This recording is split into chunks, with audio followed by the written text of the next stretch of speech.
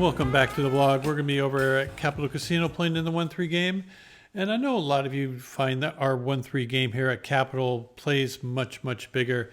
But some days you get those weak passive games where the game and the action is not as, I don't know, exciting as some other games might be.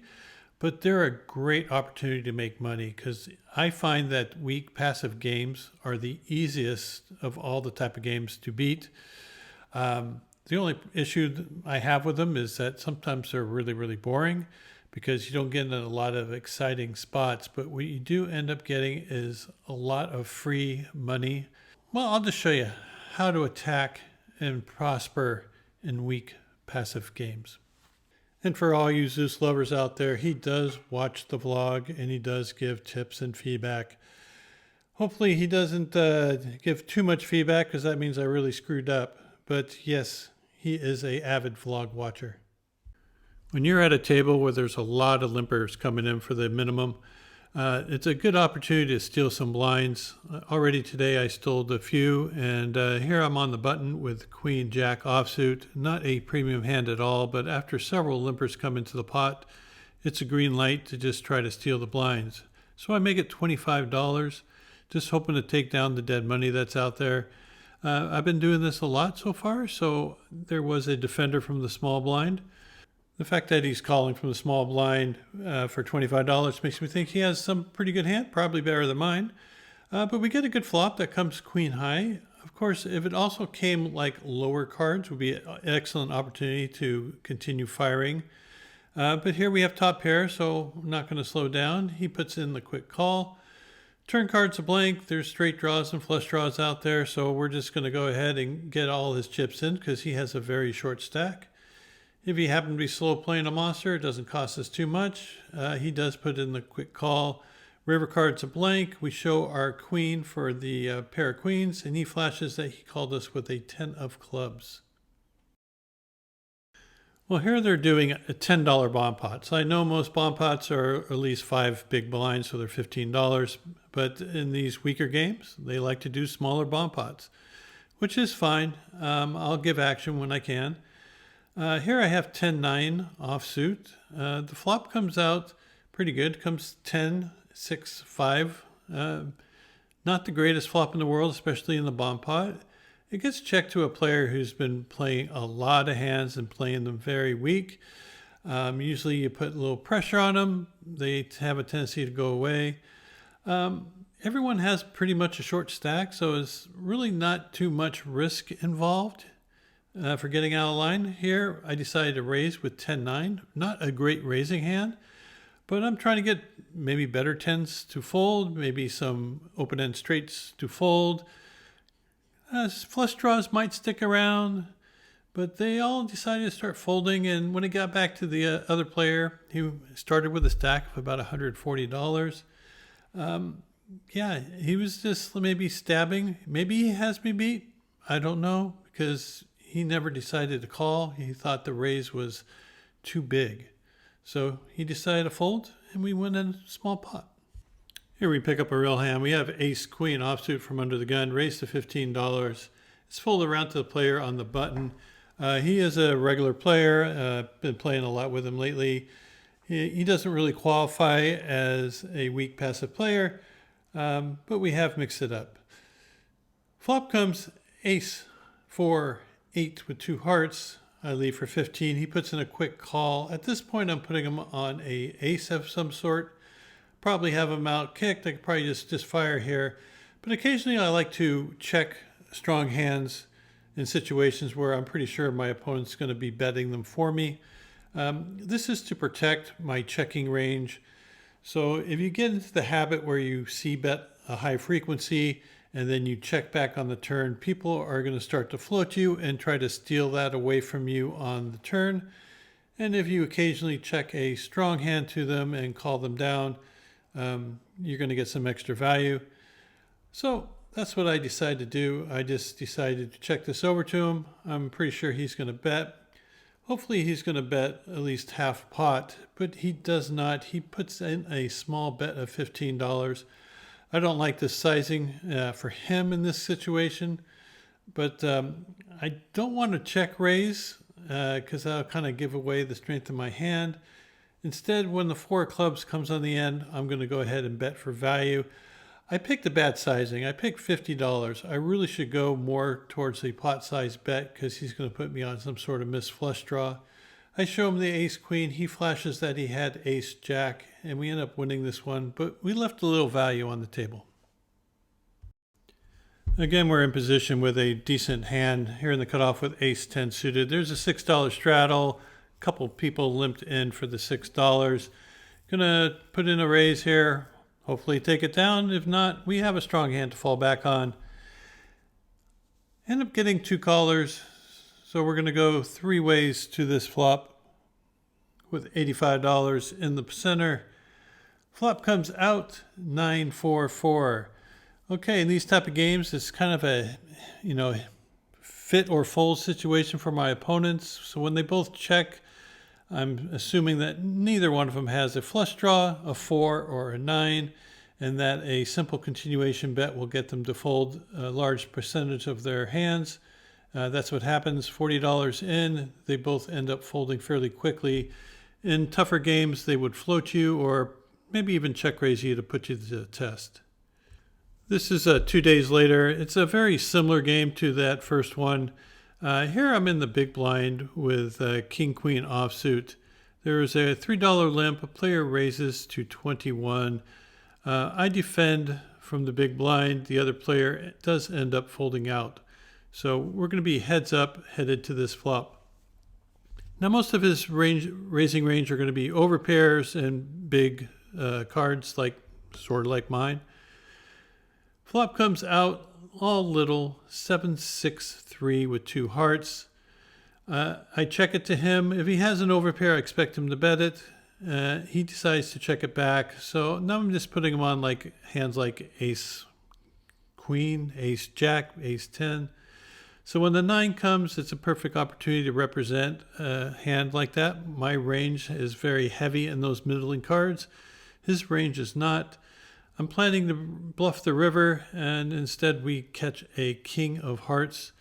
This is an interesting situation. I can check this over to him, and maybe he'll try to bluff at it himself. But as I said, he didn't bluff on the flop, so I don't think he'll do it on the river with ace high. So I bet for value, and he does find the fold. Again, we're in position with a decent hand, ace 10 suited. There was a limper in front of us. We raise to $20. Get a call from the player on the button and the original limper. So we're going to end up going to this flop 3 ways with $64 in. Don't really have to hit the flop, but it does come king 10 deuce with 2 diamonds. Kind of a wet board. First player checks. I bet $30. I get 2 quick folds. C-bets work.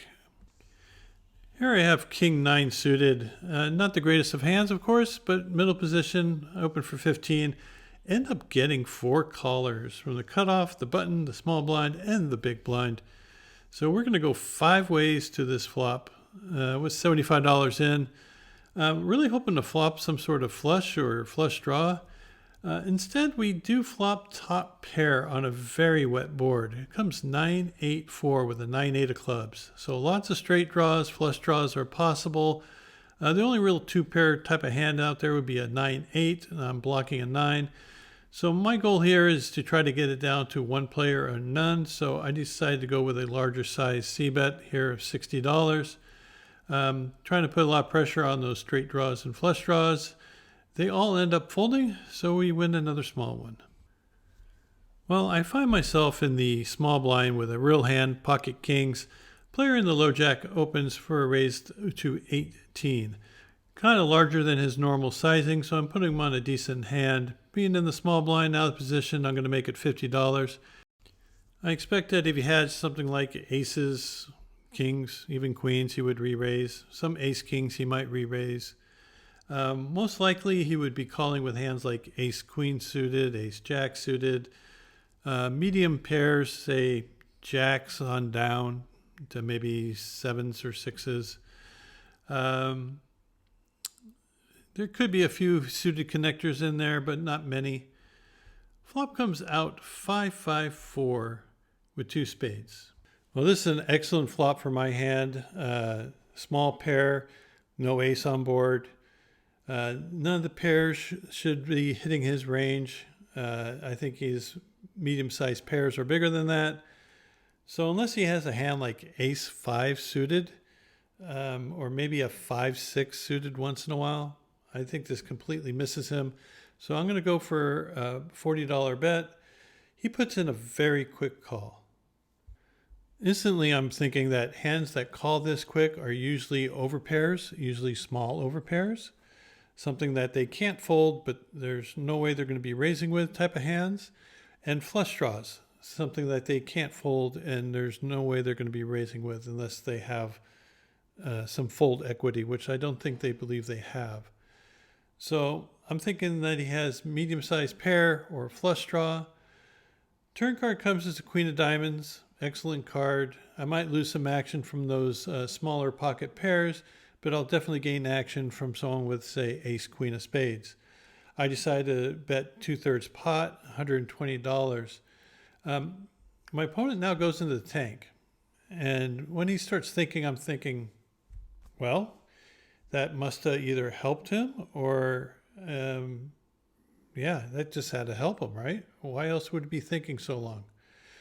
So my instincts go to, okay, he might have something like ace queen of spades. If he does, he's going to be forced to call, and then I'm going to be able to maybe shove the river if a blank comes. But instead, he puts in a min raise to $240.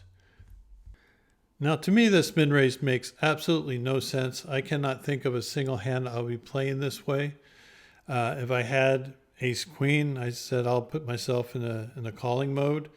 If I think I'm best, I would just jam with it. If he had a 5, he would just jam with it. I mean, there was no case where he would put in a min raise. So I just think he has a lot of ace queen here, I guess. And I'm not going to let him catch an ace for free or the other queen for free. So I go ahead and jam for the rest of my chips. After I make the call, I have like 235 behind. It's not a big raise considering the size of the pot. If he has me beat at this point, I think he would be snap calling. The fact that he's like tanking and starts talking about the hand makes me believe that maybe he's really out of line or totally overvaluing the strength of my hand. Anyway, I'll fast forward to the end because eventually he decides on putting in the fold. And for that size pot, a $900 pot, $235, I think if he had ace queen, he would definitely have been there. We did talk later on at a different table, and he asked me about the hand. And, we've been friendly, so I decided I won't make him wait till Sunday to find out. So I told him what I had, and I thought that he had ace queen of some sort. And he said that he had a medium-sized pocket pair, and he tried to represent that a queen, and he thought that he can probably get me to fold hands like jacks and tens by doing so. I got pocket nines in the hijack. Player open for 11. I really should be 3-betting this. I am kicking myself because I didn't. I can't believe you didn't raise. I'm so ashamed of you. I ended up calling. I get a call from the player on the button, one player from the big blind, and so we're going to go 4 ways to this flop with $48 in the center.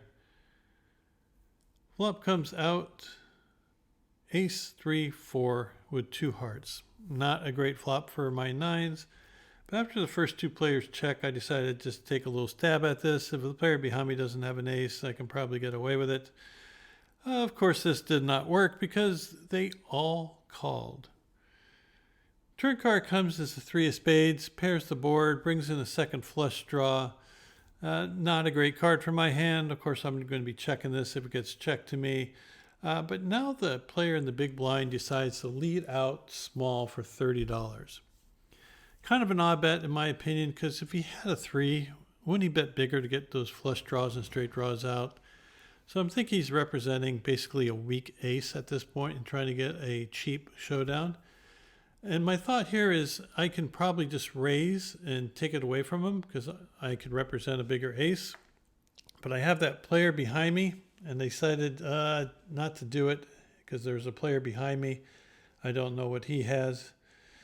Of course, the river card comes as a 9 of diamonds, which doesn't really matter too much because the other player had ace deuce, and I probably could have stole it from him on the river if I didn't have that player behind me. So for the week, I ended up winning $1,070, which is pretty good. And it was a very slow, grindy kind of week. It's the games I was playing in weren't that exciting, but they were very easy to take advantage of. Things you got to remember is that when you're in position, you want to be raising those limpers and c-betting at a very high frequency and just taking down all that free money. I won a lot of pots just by pre-flop raising. I won a lot of pots with just c-betting flops that aren't favorable to my opponents.